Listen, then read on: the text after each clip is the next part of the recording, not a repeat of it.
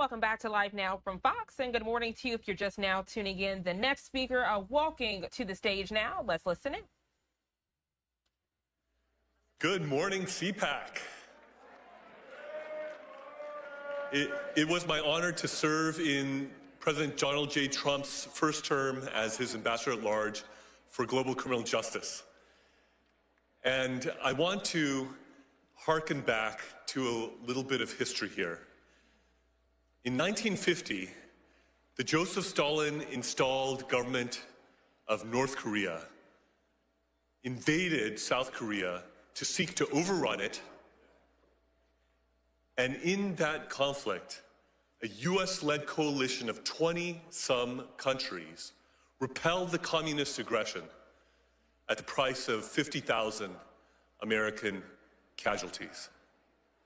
I honor the blood that was spilled by American soldiers to keep the whole peninsula from being one big North Korea, which is the most oppressive, darkest, most unjust place on planet Earth. And believe me, I know of many such places around the world, and it is number one in that regard. Now, South Korea stands on the edge of a cliff.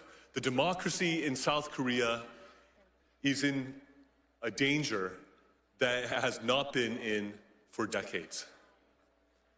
President Yoon, who loves America, who was strongly and staunchly allied with the United States of America, has been impeached and is in danger of being prematurely removed from office.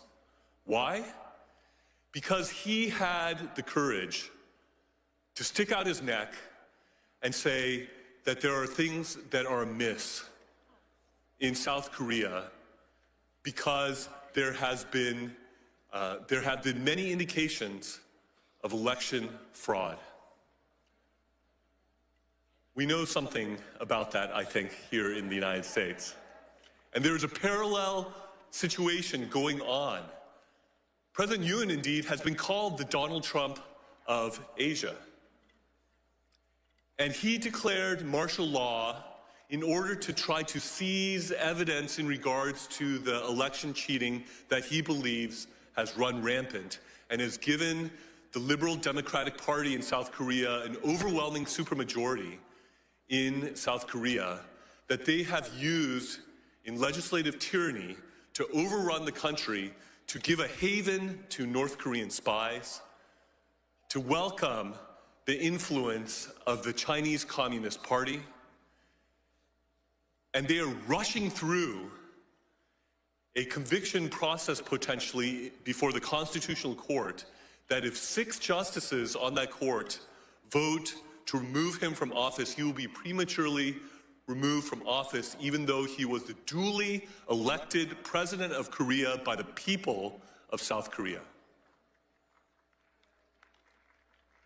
They are rushing this through because his chief political rival who wants to supplant him as president, Ije명, who has allegedly sent millions of dollars over to North Korea against US sanctions and against the UN Security Council sanctions, who has aligned himself with North Korea and with the Chinese Communist Party, is himself accused of various crimes that if he is convicted, he would be disqualified from being a candidate for president of South Korea.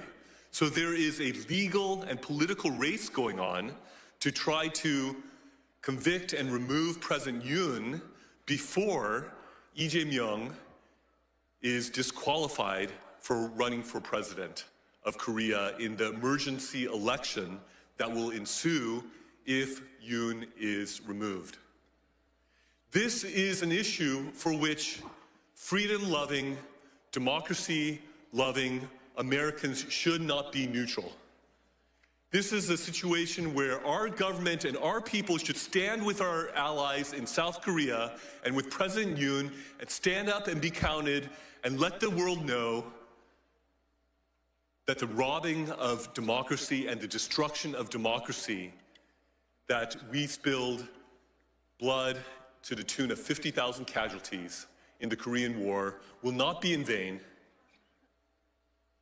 but that the democracy in South Korea could flourish and the people's elected president, President Yoon, who loves America, who's closely aligned with America, would be able to be vindicated in the Constitutional Court and restored to his rightful office. Thank you.